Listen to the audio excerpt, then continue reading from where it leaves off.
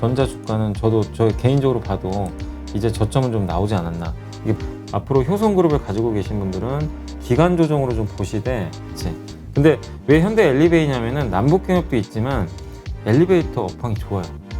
코스닥 시장도 안정적이지만 코스피에서도 못난이들이 반격할 수 있다는 얘기가 된다는 얘기거든요.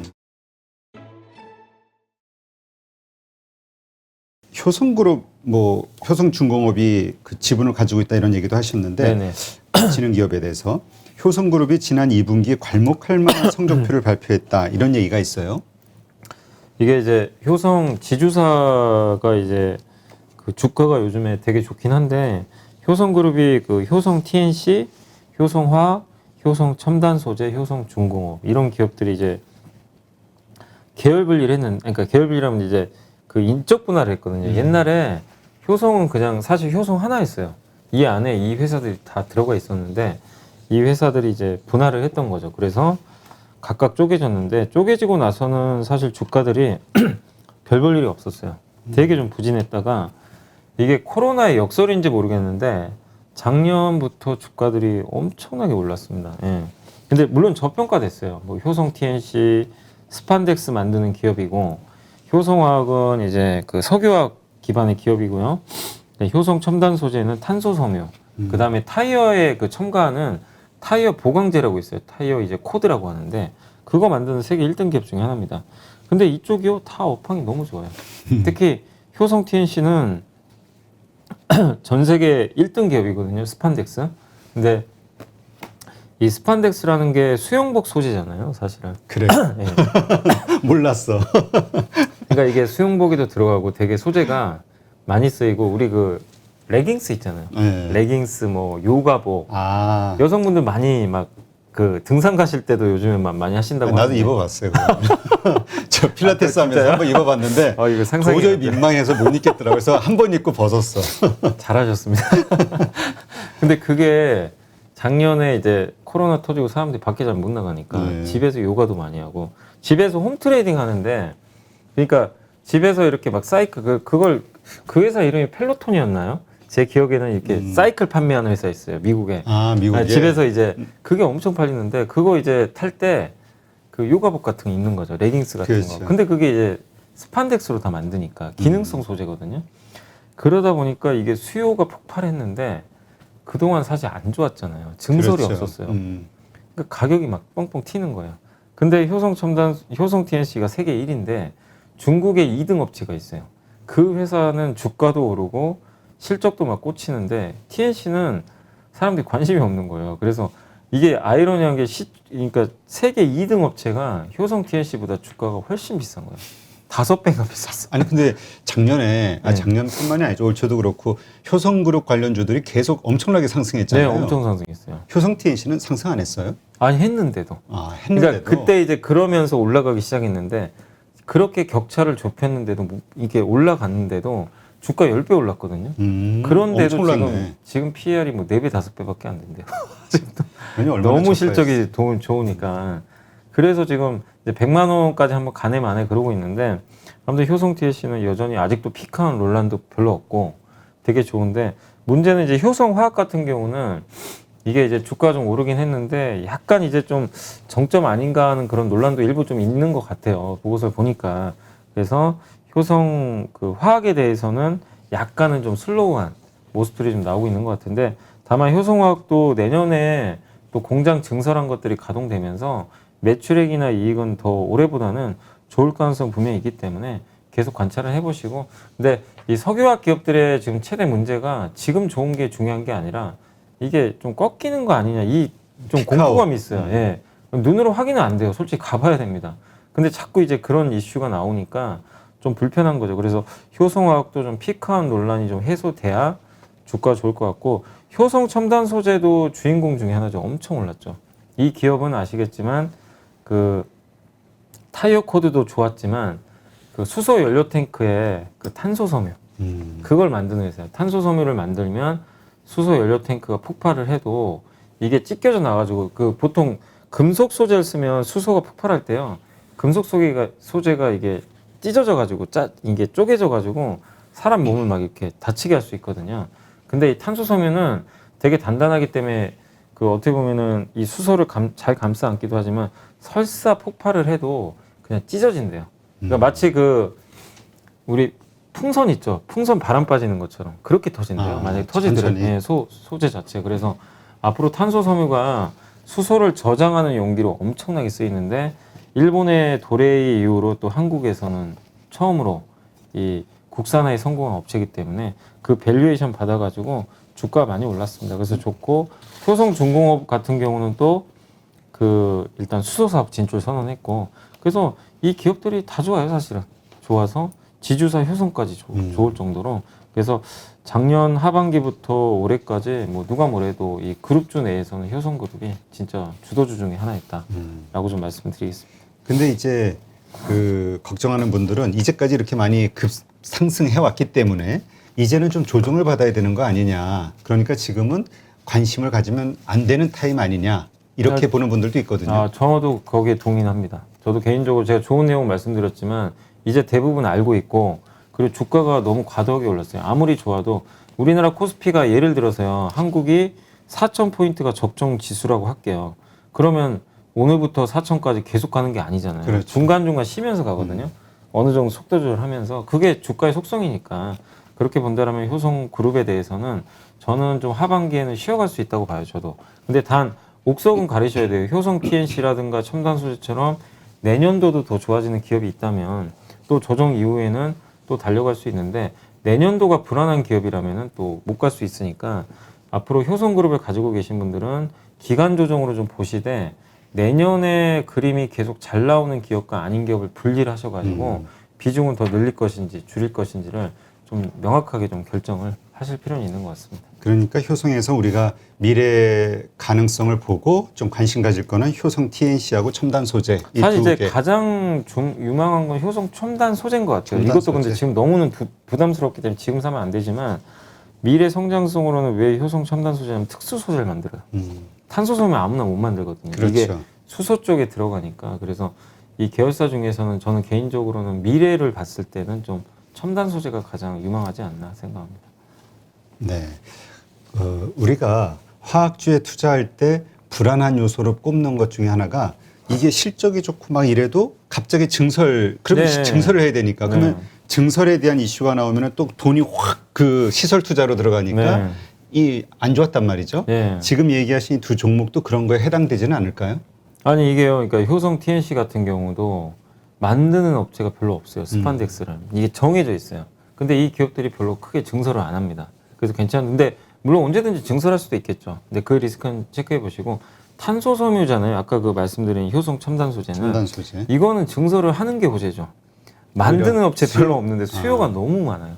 근데 그러니까 마치 그 2차 전지 회사들이 증설하면 막 주가 가잖아요. 네. 비슷한 케이스예요. 그래서 증설한다고 무조건 악재가 아니라 이게 누구나 뻔히 할 수 있고 공급 과잉에 빠질 수 있는 그런 섹터가 증설을 하면 안 좋지만 이 효성 첨단 소재가 하는 탄소 섬유는 지금 그걸 걱정할 때가 아니라 물량 대기도 빠듯해요. 너무 부족하기 때문에 오히려 효성 첨단 소재가 증설한다. 그거는 좀 굉장히 호재일 수 있다라고 좀 말씀드리겠습니다. 네, 알겠습니다. 그 화학과 관련해서 또 빼놓을 수 없는 파트가 있죠. 2차 전지. 네, 2차 전지 소재 관련된 주식들 지금 요즘 하락을 좀 하고 있나 봐요. 네, 그래서 맞아요. 물리셨다고. 이게 아니 그 영원히 상승할 수는 없고요. 그러니까 7월 달에 그때 보면 7월 달에 한번 그 초부터 해가지고 에코프로비엠, 포스코케미칼, LNF 막 다 달려갔습니다. 대주전자재료 뭐 안간 소재주가 없을 정도로 다 급등을 했는데 그때 당시에 사실 셀업체 LG화학하고 SK이노베이션은 철저히 눌리고 있었거든요. 장비주도 안 가고. 근데 그때 달리고 나서 지금 좀 쉬어가는데 이게 뭐 잘못됐다가 아니라 가격 부담이 좀 생겨버린 거예요.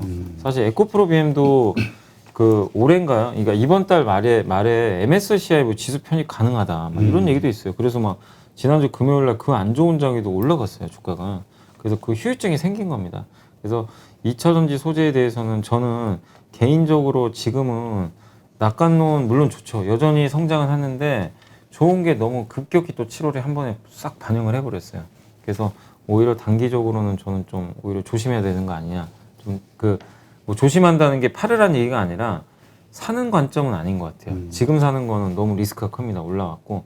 그래서 저는 전기차, 이 모빌리티 섹터를 만약에 공략을 하신다면 차라리 뭐 지금 삼성 SDI가 제일 좋죠. 사실은 제일 무난하니까 SDI도 좋고 아니면 최근에 좀 소외받았던 SK 이노베이션.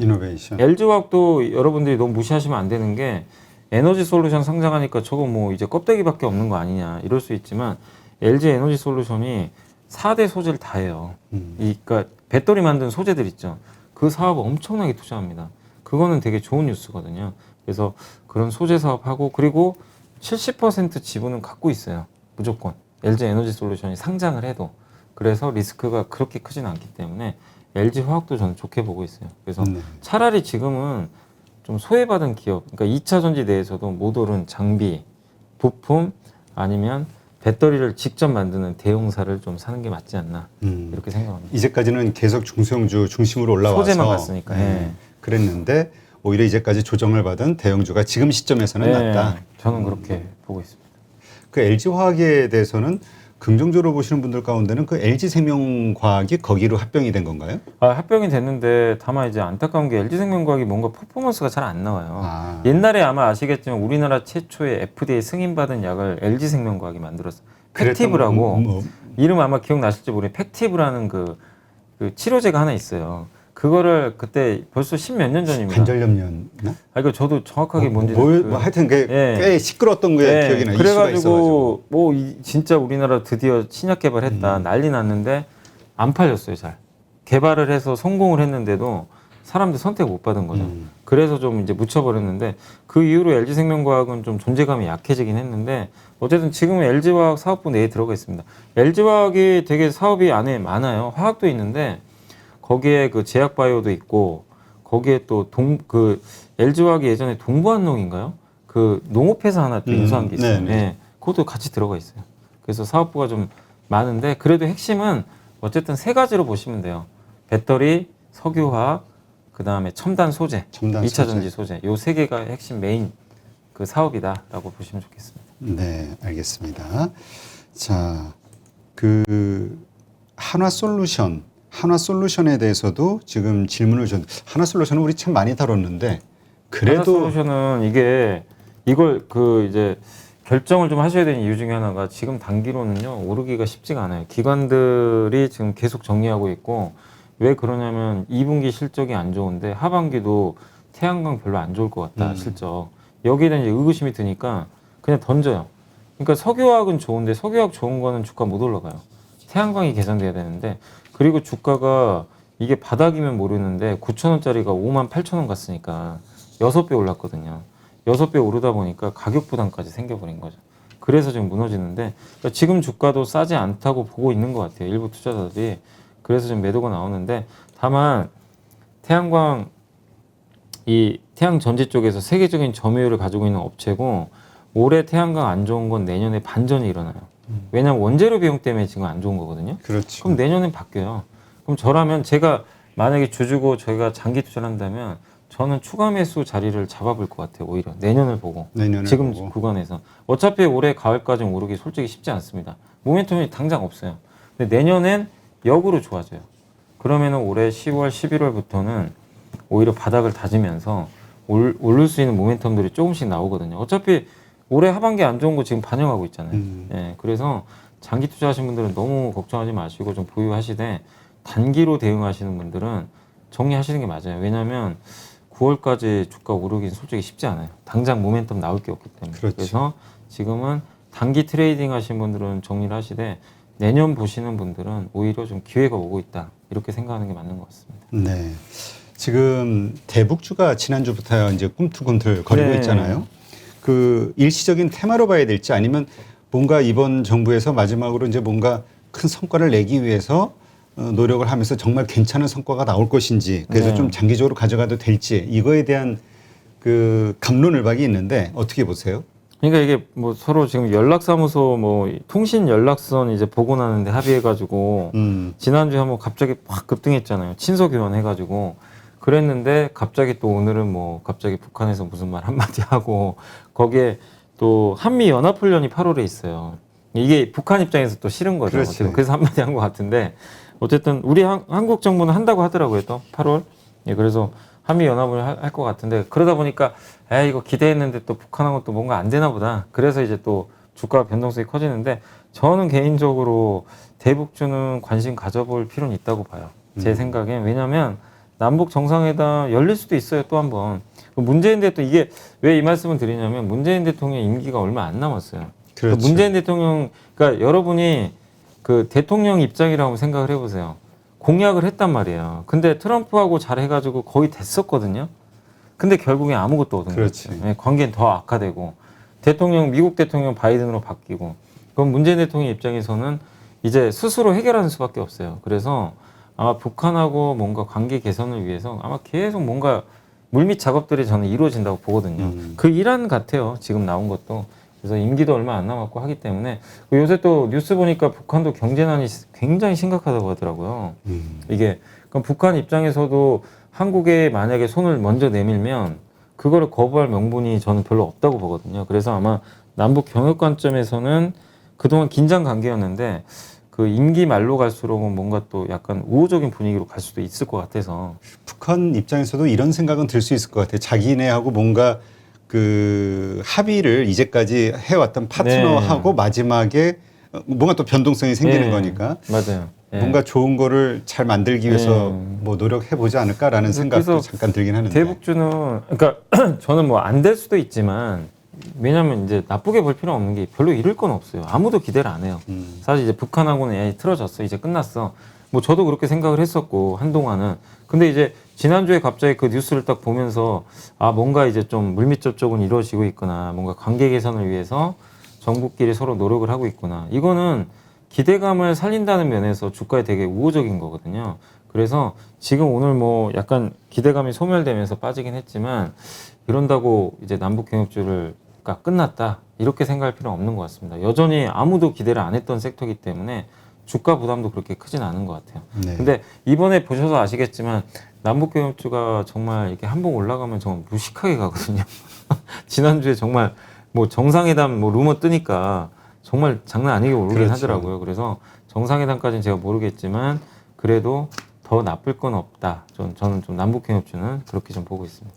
그 남북 경협주 가운데서 우리가 탑픽으로 볼 만한 것들이 어디가 있을까요? 시장 참가하시는 분들은 다 아난티 보세요. 아난티를 그냥 가장 좋게 보더라고요. 그러니까 이게 가장 대표적이고 변동성이 되게 커요. 아난티가. 아난티가. 네, 그래서 아난티가 저번에 근데 아난티도 이게 괜찮은 게 저는 뭐 괜찮다고 생각하는 게 아난티가 원래 그 호텔 레저 사업을 하잖아요. 골프장도 하고. 근데 이번에 그 한국 사람들이 그 해외로 못 나가니까 이 안에서 골프 치고 호텔 잡고 실적이 엄청 좋았어요. 1분기에. 예. 그래서 수혜주예요. 코로나 약간 어떻게 보면. 코로나. 예. 외국엔 못 가고 한국에서만 놀아야 되니까. 그래서 그런 면에서도 수혜를 받는데 거기에 남북경협주라는 이슈까지 붙으면 좋을 수 있죠. 근데 다만 주의하실 게 변동성이 너무 커요. 그래서 일반 투자분들이 매매하기는 정말 어렵습니다. 그래서 차라리 완전히 급락할 때 충분히 빠졌을 때 접근하시면 좋겠고 저는 개인적으로 추천을 드리는 거는 저는 현대 엘리베이. 현대 엘리베이터. 굳이 남북 경협을 한다면 엘리베이터 무슨 연관이 있나요? 현대 엘리베이 금강산 예전에 그래. 그 누구시죠? 그 현정은 회장. 회장. 예. 그 현대상선 그쪽 계열이잖아요. 그렇지. 그래서 항상 이 남북 경협하면 옛날에 현대상선. 맞아. 옛날에는 그랬죠. 예전에. 그래서 현대 엘리베이도 이번에 한번 움직였어요, 같이. 근데 왜 현대 엘리베이냐면은 남북 경협도 있지만 엘리베이터 업황이 좋아요. 본업에서 건자재. 건설주 쪽은 예. 뭐 엘리베이터가 사실 이제 거의 이제 공사 끝나갈 때쯤 이제 들어가잖아요. 그래서 이 주택 착공이 지금 많이 늘어나고 있어서 앞으로 몇 년간 굉장히 좋을 겁니다. 그래서 기왕에 남북 경협주를 선택할 거면 본업도 괜찮은 게 좋잖아요. 그래서 저는 현대 엘리베이 좀 권유를 드리고 싶습니다. 네, 알겠습니다. 대북주 관심 있으신 분들은 한번 잘 참고하시고요. 궁금한 것도 모르는 것도 많은 주린이 여러분, 생각보다 쉬운 주식 투자 저와 함께 해보시겠습니까? 이베스트 마이넷에서 프라임 서비스를 신청하시면 온라인 방송으로 저희 연불리와 함께 하실 수 있습니다.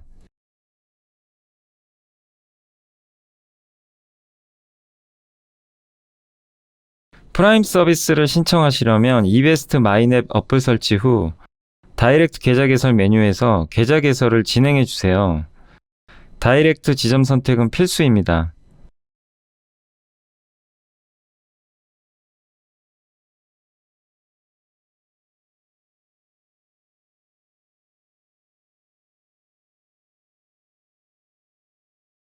궁금하신 사항은 02-3779-8880으로 연락 주세요. 제가 여러분의 성공 투자를 끝까지 응원해 드리겠습니다.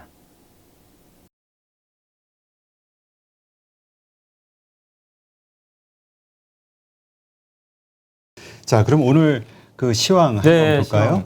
오늘 이제 지금 이제 1시가 다 돼 가는데 오늘 현재 국내 증시는 코스피가 한 7포인트 정도 올랐고요. 코스닥이 3.82포인트 좀 오르면서 장 분위기는 그래도 좀 우려했던 것만큼의 그 하락은 나오지 않아서 일단 좀 다행인 것 같아요.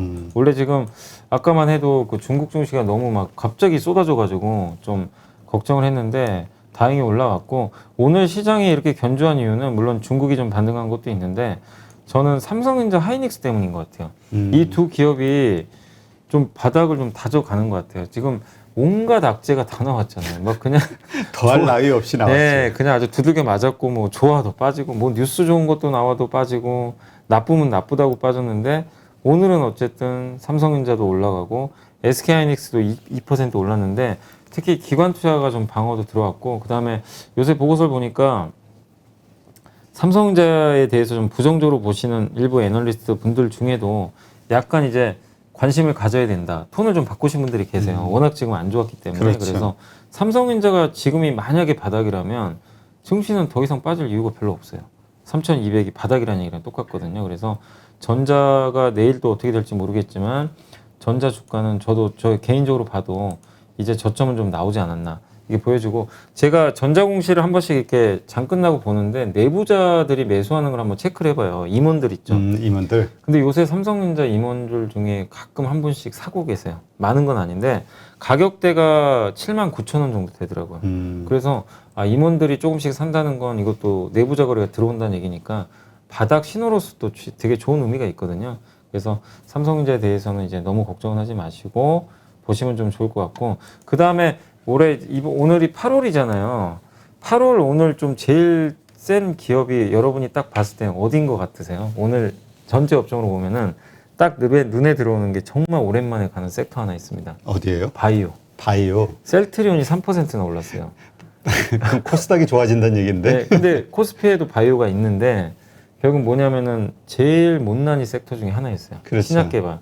이 섹터들이 이제 돌린다는 얘기는 이제 코스닥 시장도 안정적이지만 코스피에서도 못난이들이 반격할 수 있다는 얘기가 된다는 얘기거든요. 그러니까 이게 바이오로 끝나는 게 아니라 8월에 7월까지 못난이주들이 한 번씩 갈 수 있겠구나. 이런 시그널일 수도 있어요. 그래서 이게 되게 중요하거든요. 뭐냐 삼성전자도 움직일 수 있다는 얘기예요. 한 번. 그렇죠. 예. 그래서 8월장 저는 약간의 박스권 장으로 봅니다. 이게 급등장보다는 하락 상승 이게 반복한다고 보는데 오늘 그럴 수 있는 뭔가 어떤 그 모습을 오늘 오전장에 일단 보여준 것 같아요. 셀트리온 이렇게 움직이는 거 보면서 그래서 시장에 대해서 너무 부정적으로 보지 마시고 한번 좀 8월장 좀 이렇게 3,200을 다지는 흐름이 좀 계속 나오는지 체크를 하시면 좀 좋을 것 같고 그다음 마지막으로 섹터만 좀 몇 개만 더 말씀을 해드리면 오늘 전체 상승 섹터에서 1등이요. 그 반도체 대표주가 1등이에요. 그러니까 삼성전자, 하이닉스, DB하이텍 3개 들어간 섹터인데 이쪽 1등, 2등이 뭐냐면 바이오가 2.25%, 셀트리온, 시젠, 알테오젠, SK바이오팜 뭐 이런 것들인데 이 섹터들이 두 번째로 높습니다. 둘 다 공통점은 다 못난이들, 정말 못 갔던 애들. 이 두 기업이 오늘 1, 2등이에요. 그러니까 여기서 우리가 알 수 있고 그 외에는 뭐 음원주 좀 일부 올라갔고요. 자동차주도 좀 7월에 되게 좀 안타까웠잖아요. 너무 그렇죠. 안 가가지고. 근데 오늘 자동차주들도 조금씩 바닥 다지면서 돌리는 모습이 나와서 긍정적인 것 같습니다. 그래서 대부분 좋지만 이런 섹터들이 좋고 하락하는 섹터는 어디냐면 남북경협주가 오늘 지금 제일 안 좋고요. 그 다음에 태풍 관련주가 좀 오늘 안 좋네요. 그러니까 근데 사실은 태풍 관련주 뭐냐면 이게 다 남북경협주입니다. 비료 그렇죠. 이쪽 비료. 좀 연결돼 있어서 태풍 쪽으로 보지 마시고 그 다음에 해운주가 좀 안 좋아요. 아까 말씀드린 대로 이게 나빠서가 아니라 피크아웃 우려. 그래서 HMM이나 페노션이 좀 빠지고 있는 게 좀 특징적이다라고 생각해 주시면 좀 좋을 것 같습니다. 네. 요거 하나 질문을 드릴게요. 네. 특정 종목의 대차 이율이 높아진다는 것은 뭘 의미합니까? 대차 이율이라는 게 뭔가요? 글쎄요. 이렇게 글을 올리셔가지고. 아니, 제가 근데 대차 정보나 뭐 그런 건 알겠는데 대차 이율은 저도 글쎄요. 저 처음 듣는 단어라. 네, 이렇게 해서는 잘 이해가 안 되고요. 네. 한번 그거는 혹시 만약에 대차 이율이면 이게 금리를 얘기하시는 것 같긴 한데 그렇죠. 그거는 한번 주거래 증권사에 한번 문의를 해보세요. 그러니까 고객센터에. 특정 종목이라니까 네. 아마 어떤 종목을 살 때 다른 거에 비해서 이율이 높거나 낮은 네. 어떤 적용이 된다는 근데 것 같은데. 그거는 증권사마다 다르니까 한번 그거는 네. 회사에 물어보시는 게 맞는 것 같습니다. 네, 알겠습니다. 네, 이렇게 해서 라이브 방송 여기까지 하도록 하고요. 많은 분들이 또 자동차, 그 다음에 반도체, 삼성전자 이런 쪽에 대해서 질문을 주셨는데 이것은 저희 라이브 방송 마치고 다시 따로 또 영상을 만들어서 공개하도록 하겠습니다. 네, 오늘 수고하셨고요. 네, 감사합니다.